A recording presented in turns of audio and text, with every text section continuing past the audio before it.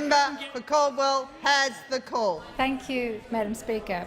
My question is to the Minister for Tertiary Education, Skills, Science and Research and Minister for Small Business.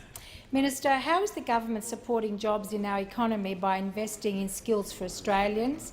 And why is it important for all governments to provide training opportunities for working people? The Minister for Tertiary Education, Skills, Science and Research has the call. Thank you, Speaker. I thank the member for Caldwell for her question and her dedication to vocational education and training, and her support for the Kangan Institute of TAFE in her part of Melbourne. Vocational education qualifications are a passport to a better job, to a higher pay packet and to a secure future for so many Australians. And skills training is, of course, vital for our economy to ensure we have the skills we need. And, of course, TAFE is at the front line of this. The government is introducing reforms to create a more accessible and equitable training system, a more transparent vocational education system and a more efficient vet sector that responds to the needs of students, employers and industry. And we've invested at record levels to make this happen. We'll invest more than $15 billion over the next 4 years in skills and training, and that compares to $9 billion for the last 4 years of the Howard government. And I've been asked by the honourable member about the importance of training and asked about the implications of cuts.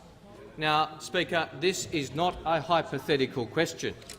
We are seeing the implications of cuts to vocational education right up and down the eastern seaboard of Australia.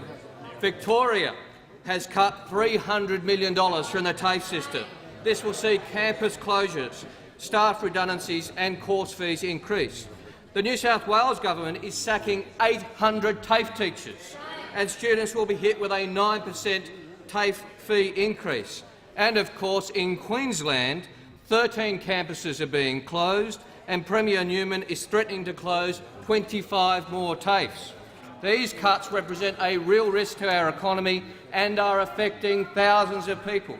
Now, there are examples in the electorate of the member for Caldwell and the member for Wills, who I know are very concerned about the threat of closing 52 courses at the Kangan Institute in areas like building, hospitality and business. Or, to use just one example, the implications for Nadine from the member for Holt's electorate, a mother of twins from Cranbourne North who has had all her night classes cut in a diploma for community services, and she now has to make the difficult decision about whether to work or study.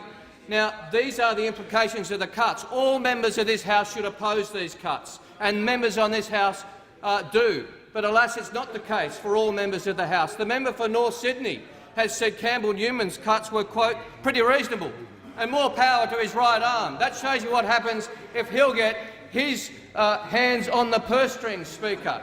He has to find the $70 billion from somewhere, and he'll have vocational education and training in his sights, because that's what Liberals do.